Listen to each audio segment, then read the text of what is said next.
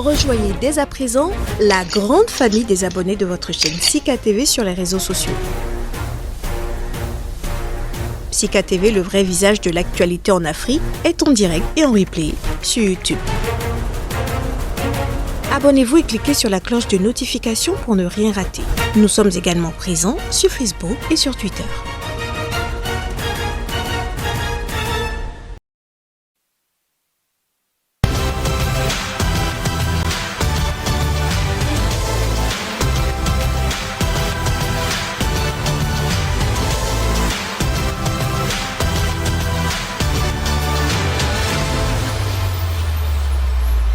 Bienvenue à tous, mesdames, messieurs, du premier message à la nation de son quinquennat. Le second, nul doute, Patrice Talon, était attendu sur nombre de chantiers. Si la question de la grâce présidentielle et donc de la réconciliation aura focalisé l'attention, le grand nombre retenait aussi son souffle au sujet du volet social. Patrice Talon l'avait promis grandeur nature. Mais à l'arrivée, au cours de cette adresse, rien n'y fit. Silence radio. Qu'est-ce qui peut bien justifier ce mutisme? Beaucoup de se mettre alors Matel en tête. Le sujet au cœur de ce numéro de votre émission 100% Bénin. Thème, le hautement social absent du message du 31 juillet. Des citoyens préoccupés à raison. Le débat ce sera avec un politique et un professionnel des médias. Avant de les retrouver, votre page consacrée à la une des journaux.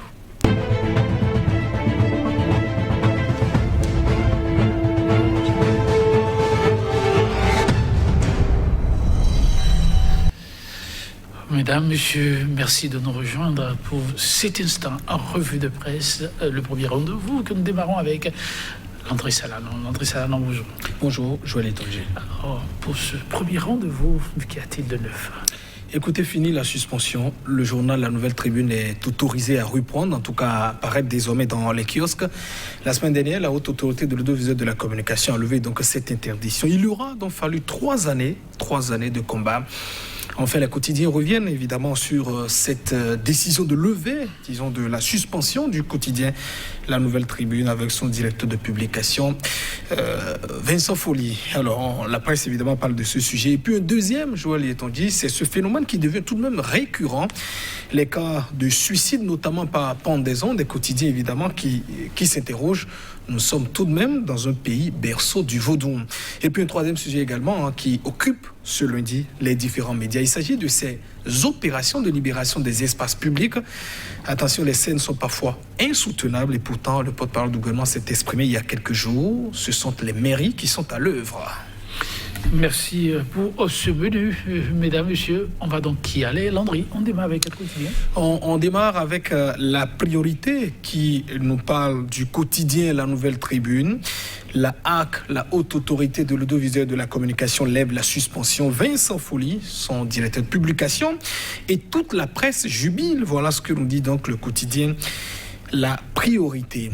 Matin libre se rend, j'allais dire, au niveau du Parlement, en tout cas la collaboration entre l'exécutif et puis le Parlement.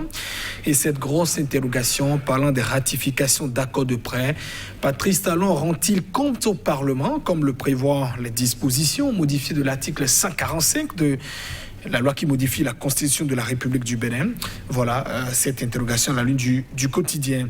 On parle aussi de ce projet de facilitation d'engagement pour la biodiversité, pour enrayer le déclin de la biodiversité d'ici à 2030. Et puis le quotidien parle aussi de cet entretien de Ricky Amadougou devant la commission d'instruction. C'était vendredi dernier. Ricky Amadougou, la candidate recalée du Parti des démocrates, nie les faits mis à sa charge.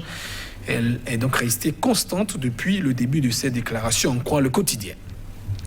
Diapata parle de la fermeture des frontières Bénin-Togo. La réaction du gouvernement est toujours attendue, nous dit le quotidien.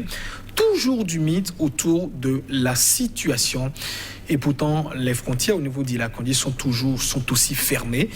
Voilà, on rappelle que d'ici quelques jours, on bouclera les 2 ans de fermeture avec le Nigeria.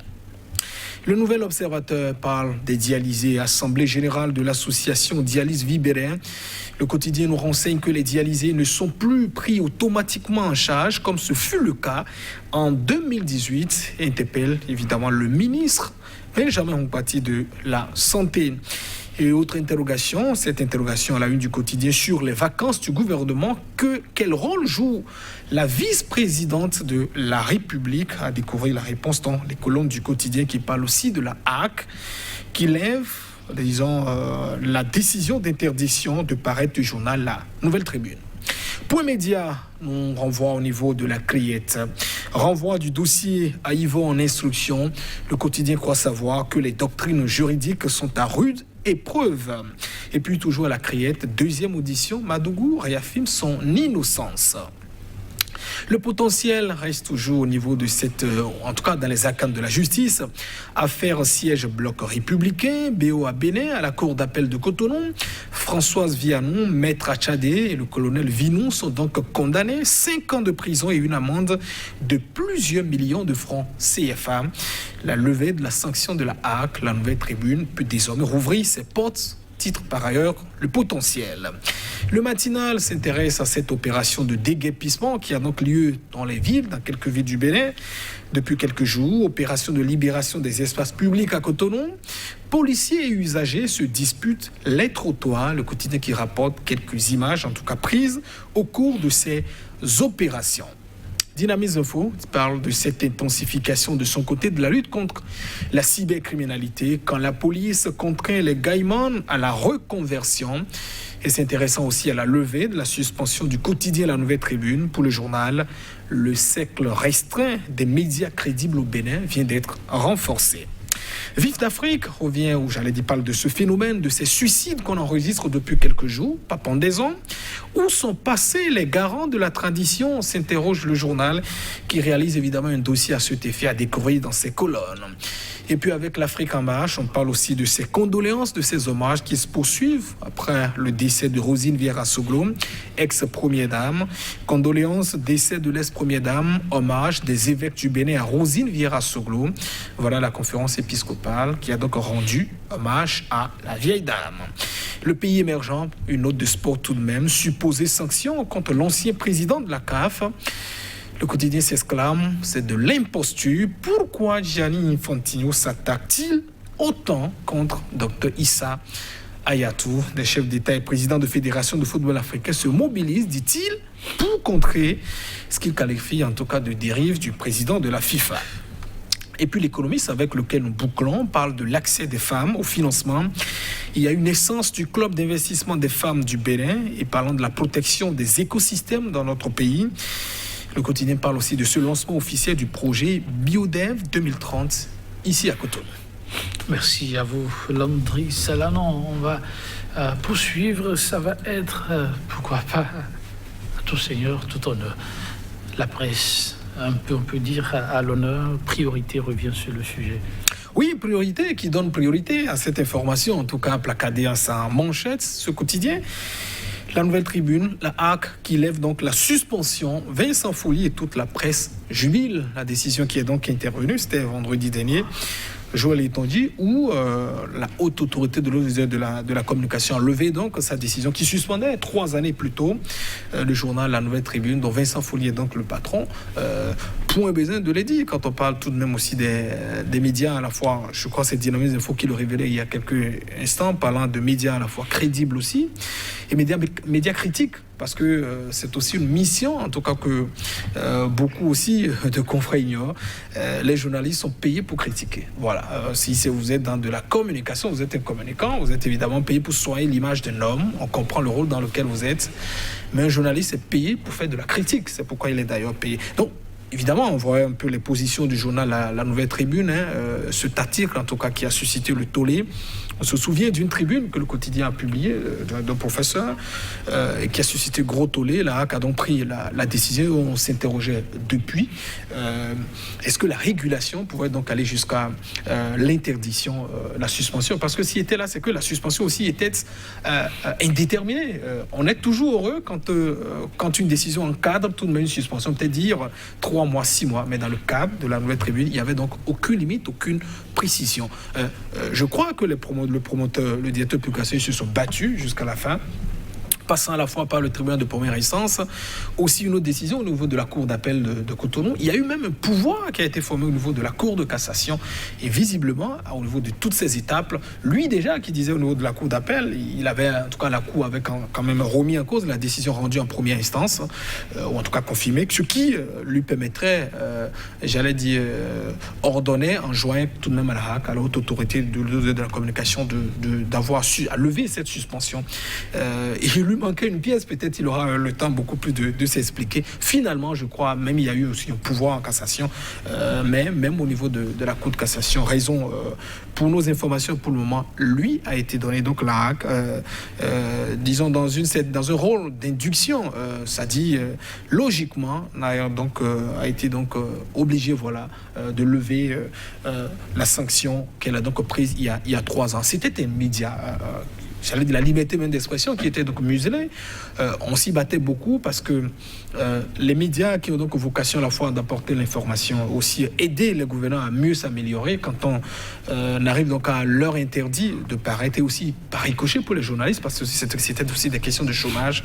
Beaucoup s'interrogeaient. Je crois que la témérité à la fois du promoteur et de tous ces collaborateurs, de la presse de façon générale, sans doute des politiques, aussi de la justice quelque part, a donc contribué à tout cela. Donc bravo, félicitations à tous ceux qui s'y sont mis. Et c'est la presse, en tout cas, qui se trouve davantage renforcée.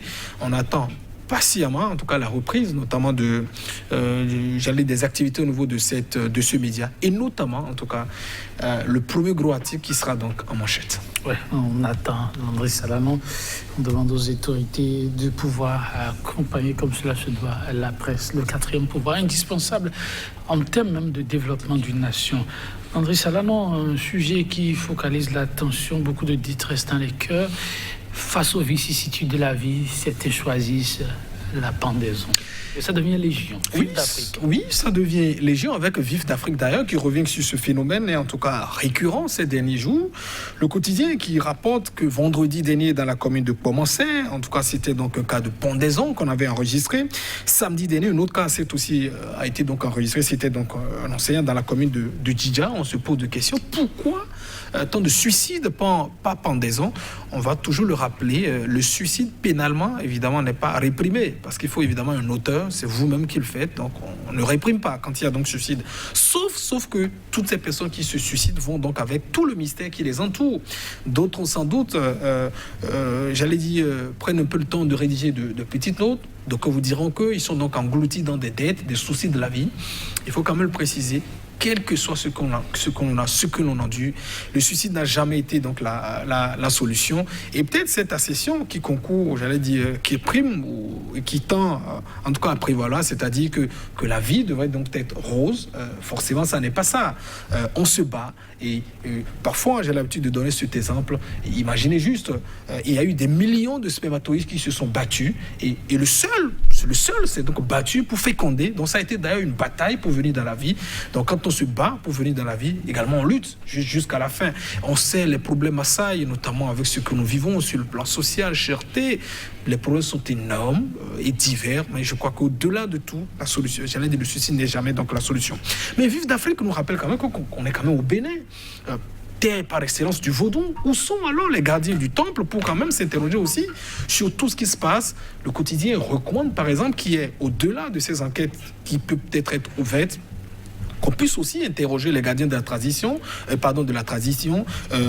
mieux enquêter, aller faire aussi des consultations, pourquoi pas, et de savoir qu'est-ce qui contribue à tout cela. Parce que le quotidien précisera que parfois, ce sont des questions de règlement de comptes. Et il y a parfois aussi on a évidemment en Afrique, beaucoup vous diront que c'est sur le plan beaucoup plus mystique, on peut aussi vous contraindre tout de même à vous suicider. Vous voyez, des gens qui meurent par noyade, des gens qui mettent fin à leur vie, ou peut-être des gens qui sont dans des tentatives, on vient donc les arrêter. Parfois, ça n'est pas forcément délibéré, tous ces actes qui se proposent. Donc, le journal appelle quand même, au-delà de ces enquêtes qui sont donc effectuées, évidemment, qu'on puisse aussi s'intéresser à cet aspect, un aspect qu'on néglige évidemment beaucoup. On dira modernité. Et pourtant, l'Afrique est beaucoup riche. Merci à vous, Landry Salanon. Chers téléspectateurs, ce sera tout pour aujourd'hui. On se retrouvera demain.